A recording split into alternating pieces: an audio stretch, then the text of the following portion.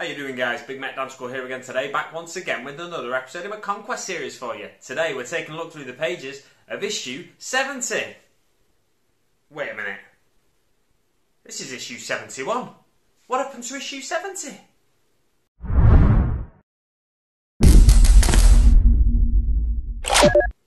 So, like I said in the intro, this is issue 71 of Warhammer 40,000 Conquest.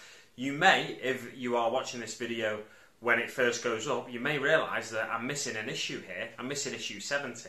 I was in Prague at the start of January till like last Sunday, and they didn't have the magazine before I left in the shop that I normally get it from.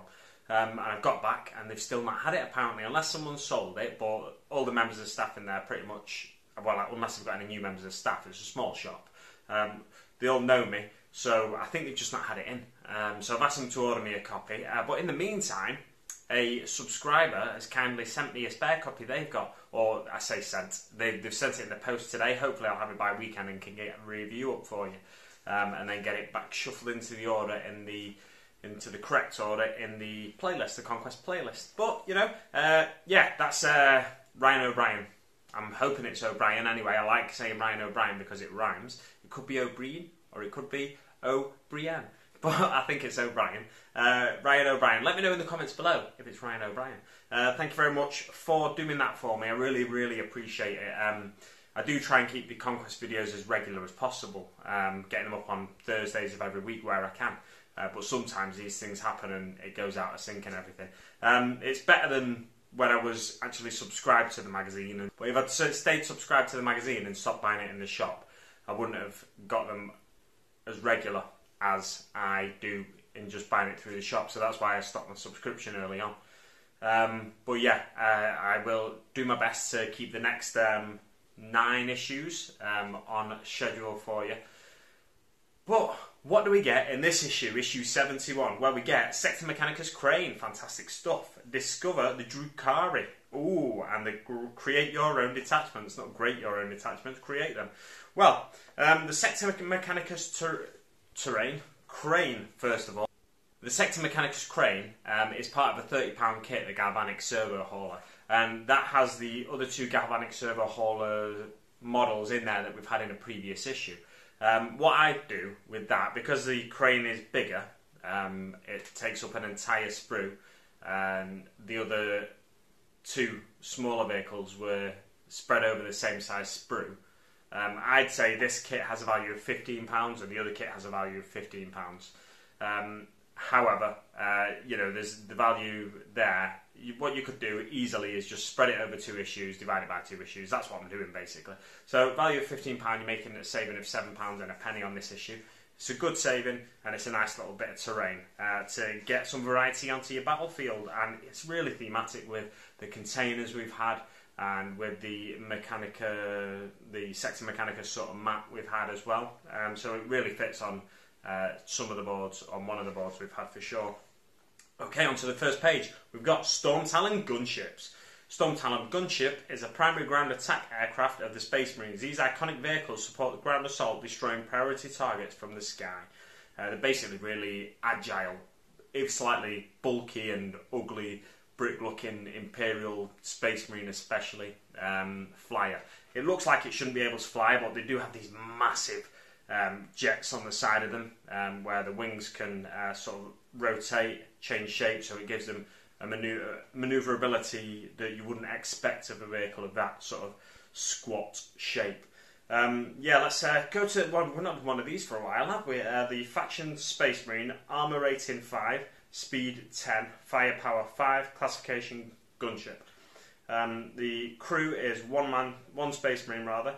Armaments, twin assault cannons, twin heavy bolters, twin las cannons, Skyhammer missile launcher or Typhoon missile launcher. Engines, supersonic engines. Alternative flight modes, hoverjet. So it can act as a skimmer as well as a flyer if you wanted to, which is interesting. I think if you put it into hover mode, you can shoot at ground targets without a -1, where you might have a -1 normally. I'm not sure on that. Someone will probably comment in the someone will probably comment and let me know in the comments below. There we go. On to the next page, we've got a little bit more on the Storm Talon gunship. We've got a couple of specific ones here. Obsidian Talons. This squadron has been at the forefront of many Raven Guard assaults, clearing drop sites for the Chapter's infantry. And the Angels of Eax. During the Spear of Espandor campaign, this Ultramarine squadron was instrumental in clearing the skies of demonic monstrosities. So they can face these more natural, or unnatural, they can face more animalistic opponents in the sky as well as mechanical opponents and still come out on top. Forces of the Eldari, Drukhari. Drukhari, the Dark Eldar, the Dark Kin of the Craftworld Eldar. And they basically, I'll give you a summary of these 4 pages because I'm going to try and get through this issue quickly, but efficiently rather than quickly. So the Drukhari basically are Dark Elves in space. They differ from the Craftworld Eldar in that they don't have soul stones, and that's not how they prevent their souls being stolen by Slaanesh. They don't actually prevent their souls being stolen by Slaanesh. What they do and they don't. What they do, they drain the life force of other beings and torture other beings and get the life energy from them and replace the energy that Slaanesh is slowly sapping away from them with the energy from the tortured victims. So that's why they go onto raids into real space. They live in a labyrinth dimension of the Webway, in a city called Cormora or Comora. It's probably more like the Comora, but I've always called it Cormora, so I find it difficult to change. But yeah, Comora sounds like Gomorrah from the Bible, Sodom and Gomorrah, which I think is what it's supposed to be influenced by. Because the Dark Eldar love to do everything to excess in the way that the Eldar did in the heyday of the Eldar, right before the fall of the Eldar. The Dark Eldar were like the originators of the fall, basically, because they did everything to excess. They took narcotics, they hunted each other they hunt each other in the streets and stuff like that, and everything they took to the most extreme it could be. If they're fighting, they fight to the death. It's all very hedonistic and crazy. Very alien to what you'd consider a civilized society. There's a lot of backstabbing and duplicitousness in the Dark Eldar. So they go on these real space raids. There's sub-factions within the Dark Eldar as well. There's the Cabal, so the biggest of which is the Black Heart, if I remember rightly. The Cabal of the Black Heart, which is led by Azrael Vet. He's one of the oldest Dark Eldar, if not the oldest Dark Eldar in existence. And he, theoretically, he's still alive because of that torture energy. There's a rumour that he has a Primarch hidden somewhere under his base of operations, and he saps that Primarch's energy, life energy, by torturing him. I think some people say it's like a clone of... I might have made this up, actually. Some people say it's a clone of Ferrus Manus, but other people say it's Jagatai Khan, the Primarch of the White Scars, who was last seen chasing off the Dark Eldar on a massive mission to try and wipe out the Dark Eldar that had been harrying some Imperium worlds, or the White Scars chapter in particular. I can't really remember, but I read it in an issue a few weeks back. You may remember, if you do, pop it in the comments below. And there's the homunculus covens as well. These are like the surgeons, apothecaries.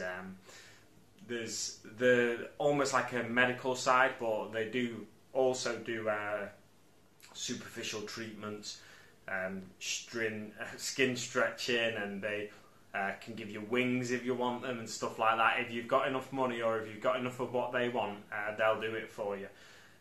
They are also the people where they'll regrow your body. If you're killed, and if you're killed in an explosion or something like that, you've got a little fingertip that they managed to find, they'll regrow your body for you using, again, that torture energy to try and... they drain the souls from other beings, and in order to regrow your body, if the price is right for them. And then there's the witch cults as well. Witch cults are 1,000-strong forces of gladiators, basically. Gladiators and gladiatorix. Is that the right word? But let's just say gladiators and use it as a gender-neutral word.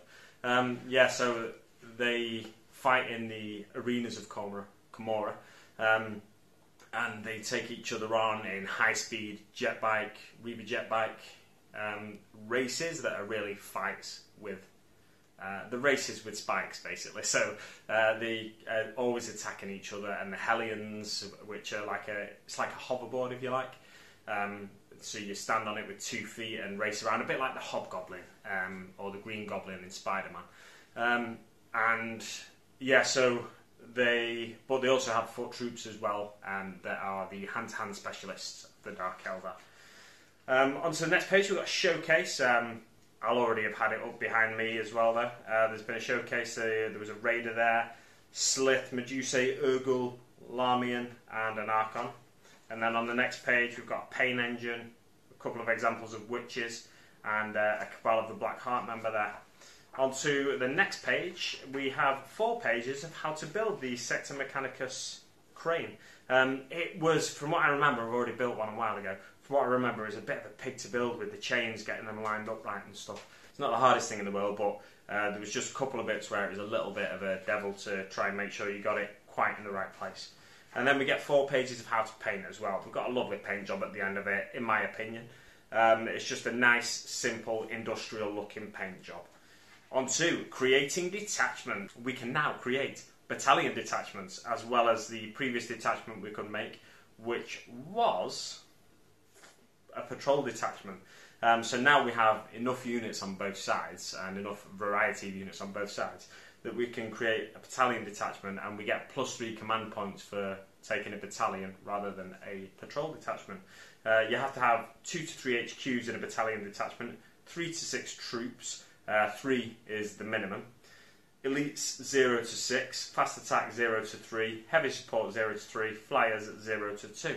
And yeah, there's example here as well, which really sets it out for you so simply. It's fantastic, this. So the Conquest, we sometimes forget, I think, because the miniatures are so good, so everyone goes out and buys Conquest. Conquest is really targeting new players.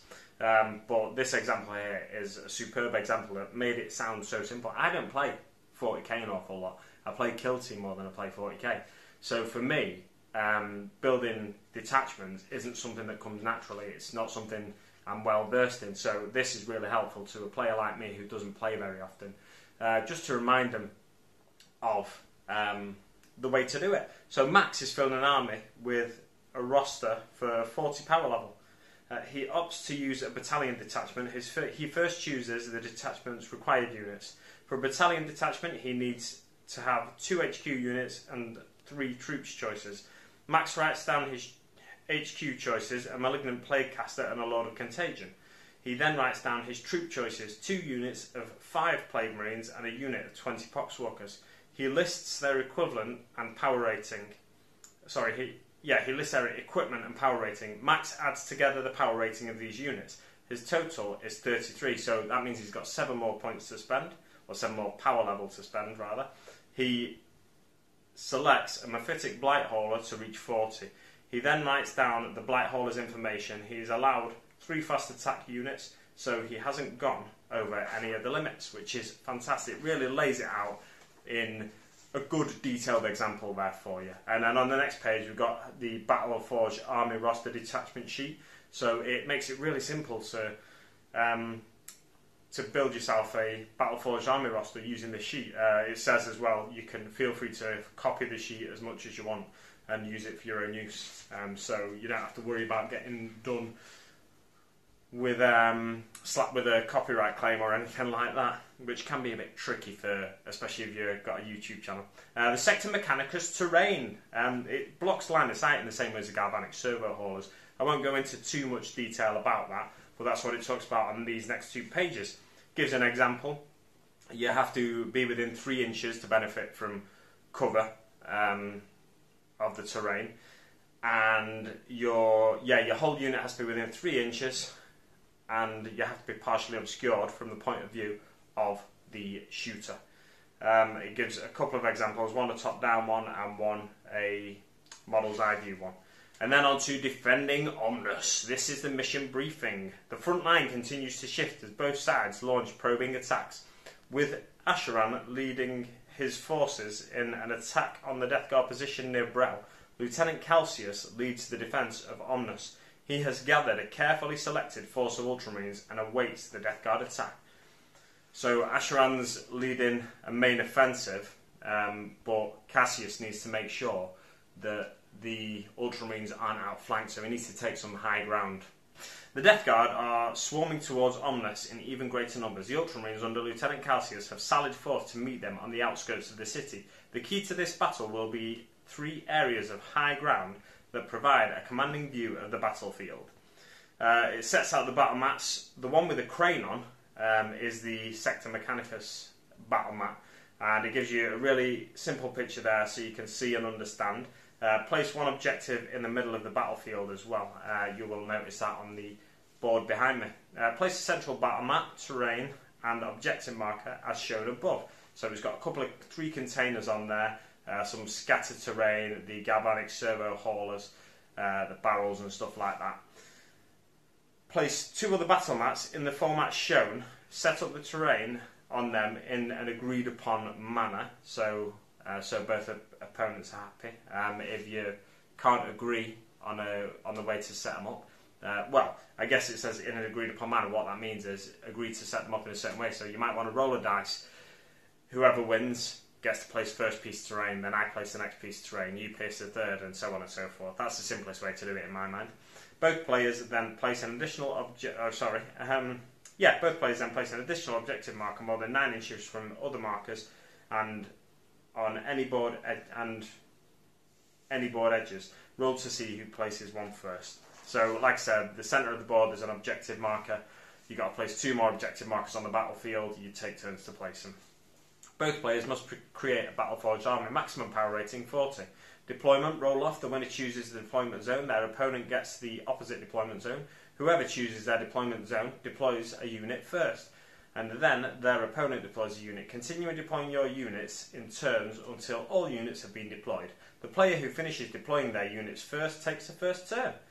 Players gain 1 victory point for each objective marker they control at the end of the game. There's 3 objective markers, so it's a maximum of 3 victory points. The first player to eliminate an enemy unit gains 1 victory point, so you might get 4 victory points at the end of it. Eliminate the enemy warlord, 1 victory point, so there's 5 victory points up for grabs here. And interestingly, if you control all 3 objectives at the end, you'll win that game, because there's only 2 more objective victory points on offer. The game lasts 5 battle rounds. Yeah, so if you control the objectives, you don't have to worry about who gets the first kill or who takes out the enemy warlord. On to next week's issue. Now, I've not seen this yet, so it's going to be a nice surprise for me. Let's see what it is. It's the Curse of Chaos Spawn. That's what we're getting next week, 2 Chaos Spawn. This is possibly the very last Death Guard miniatures we're getting. Strictly speaking, they're not Death Guard, they're just Chaos in general. But I assume, because we're getting them in this, I assume they're in the Death Guard Codex. Let me know in the comments below if you do know that. And then the following week, we're getting 2 technical paints. So because I didn't have issue 70, I've not had it, I didn't know that we were getting the Chaos Spawn next week. And the week after, 2 technical paints, that's fantastic. And then after that, we've only got 74, 75, 76, 77, 78, 79, 80. 8 issues after that. 7 issues after that, rather. That's 7, not 8. So 7 issues left after issue 73. I should have been able to do that in my head, really, shouldn't I? But I wanted to double check because I was a simpleton. Anyway, we'll leave it there for now, guys. Thanks very much for watching, and thanks very much for supporting the channel, especially to you, Ryan. Thank you very much for sending me the copy of issue 70 that's on its way to me now. Right, we'll leave it there for now. Thanks very much for watching, and I'll see you on the battlefield.